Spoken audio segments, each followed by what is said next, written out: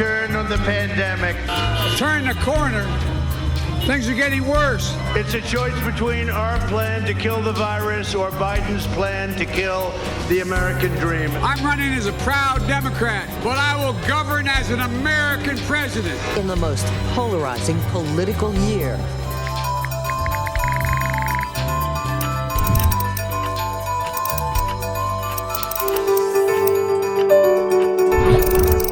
I am an abolitionist, communist. I just feel more moderate. I mean, I'll go about things as they come up. Since I am part Gen Z, everyone automatically says I'm liberal. Anyone is way better than the Republican Party. Economic-wise and what it can provide to the people of this country, I think the Republican Party is like the best. Being an independent, it gives you a lot of freedom. I really wanted to vote for a woman really badly in my first presidential election. You might not be seeing the full picture and somebody else might be. And it's really important to always keep an open mind about things. Missouri, for over 100 years, has had in our Constitution the right for citizens to directly petition one another to put issues on the ballot. And we did that. And we had thousands of volunteers.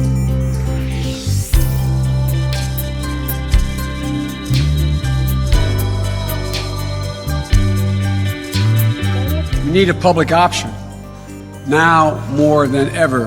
And the cost of prescription drugs will be dropping like a rock very soon. Making up to 138% of the federal poverty level were supposed to be on Medicaid, and folks making more than 138% of the federal poverty level would be given subsidies to buy coverage through the exchange or healthcare.gov. Because some states haven't expanded their Medicaid program, they are creating a problem for people who don't make enough money to get the subsidies on the exchange, but they make too much money to be on their state's Medicaid program.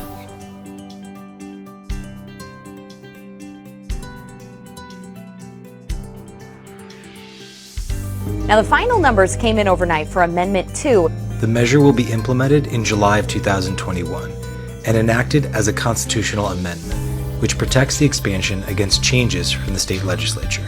This is not a partisan issue anymore, that the same voters in Missouri and Oklahoma who are going to the polls to vote for President Trump are also saying, we want Medicaid expansion. Since the Supreme Court declared Medicaid expansion optional in 2012, 36 states, plus Washington, D.C., have adopted and implemented the expansion. But for families in Missouri, like Amber's and thousands of others, the decision to not expand coverage has come at a devastating cost to their finances and medical debt. When people of goodwill come together and try to mobilize and organize around these issues, that there is hope. There is hope to bring equal access to voting to the ballot. There is hope to bring living wages for the working poor. There is hope to bring healthcare as a right and not a privilege. And when we mobilize and organize together around these issues, we can see good things happen. I'm going to be looking really, really closely when it comes to voting at which politicians voted for and which ones voted against Medicaid expansion. So that's absolutely driving me to the polls. People should keep reading those ballots beyond the list of names. What are the issues that you're being asked to vote on? And what issues would you wish were on that ballot? Because as much as you get a choice about who to vote for as a candidate, you actually have a lot more of a role to play in determining what questions you get asked at the bottom of that ballot. Voting is important. Being able to come out and vote is critical. It's a way that you make your values real in the world. That was what we saw in Missouri with Amendment 2, is that was a way for Missourians to express their values, their compassion for one another and for their neighbors, that didn't have to get tied down into politics. My name is Leticia Arcila. I am 20 years old. I'm a Mexican American with immigrant parents. I have 4 siblings. One who has severe epilepsy, I haven't had insurance for like about maybe a year and a half now, and that's dangerous. And then when you think about it, you're like, how many Americans are actually dealing with that situation?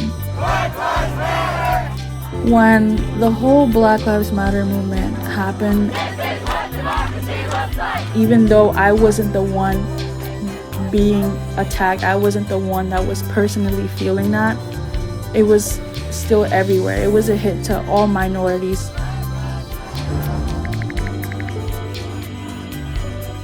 Advocates in Missouri have been lobbying for almost a decade for their legislators to expand Medicaid, but the state legislature has refused, even though the federal government would fund 90% of the costs if the state chose to expand Medicaid.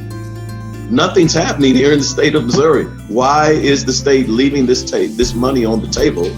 And why is it morally acceptable when, in fact, we have so many people who need it? What sense does it make, financially or morally, to withhold health care during a pandemic? You know, I can remember a conversation with a newly elected state representative who was perfectly honest. He said, I don't understand this issue, but what I do understand is what I need to do to win a primary race. He said, what I need to do that is to say that I oppose Obamacare, or certainly that I didn't help implement Obamacare. What we learned is that if we're going to be successful in moving and shifting power in a state like Missouri, which is so adverse to providing equity for the poor and people of color, what we must do is organize and mobilize. Ballot measures are a team sport. It takes a lot of different folks putting money into the effort, putting sweat equity in the effort, standing on street corners with clipboards and talking to their neighbors. We went everywhere. We went to county fairs, we went to cotton carnivals and apple festivals and stood on, town squares and just talked to people about it and gathered the signatures that we needed. I think it made me feel empowered because all of a sudden there was something that I could do about a situation that I always thought I couldn't do anything about. And here were hundreds of other people who were doing and feeling the same thing. In Missouri, we collected over 350,000 signatures of people in all corners of the state. So you can't just go to the Missouri State Fair and collect them all in one go. They have to be representative of a broad geography of different corners of Missouri. Nobody ever really asked, well, is this a Democratic thing or is this a Republican thing? Voters don't actually think that way. They think, well, what is this actually going to mean for the state? And when we could talk about that this would bring over $1 billion in investment back into the state, and this would provide health insurance for an estimated 230,000 Missourians. And so you had almost 350,000 of them sign a petition to say, well, let's give us a chance to vote on this issue. And let's see if regular Missouri citizens can come together in a way in which our legislature unfortunately couldn't. And the answer was an overwhelming yes. It's either Biden or Donald Trump. The two sides have become so divided. A lot is at stake for me. Healthcare, with Ruth Bader Ginsburg dying and like a new president coming in and appointing a new Supreme Court justice, reproductive rights as a woman is at stake. It feels more like it feels even more than 2016, and there was already so much on the line. I feel like 2020 has identified everybody and amplified their identity. How am I feeling about voting? Maybe if I went in person, it would have been more like exciting, but I'm just gonna like mail in the ballot and just, I mean, it's kind of anticlimactic. Seeing the voting going up is actually great because it's like finally people, you're using your right. Please go out and vote.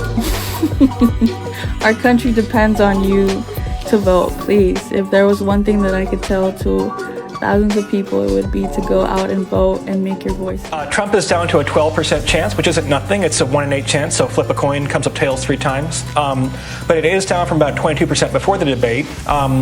Trump has lost ground in national polls. It's a bit closer, as Tom said, in the key states. But the main thing is, like, there is not that much time left on the clock, especially after tonight. Yeah, so we are now projecting that turnout might wind up somewhere in the neighborhood of 155 million voters. There's a range there. It could be 140 or 160 or 165. That's way up from 137 in 2016. So it necessarily means you're going to have a lot of first-time voters, or maybe someone who voted for Obama in 2012 was turned off by Clinton and is now going to vote again for one candidate or another in 2020.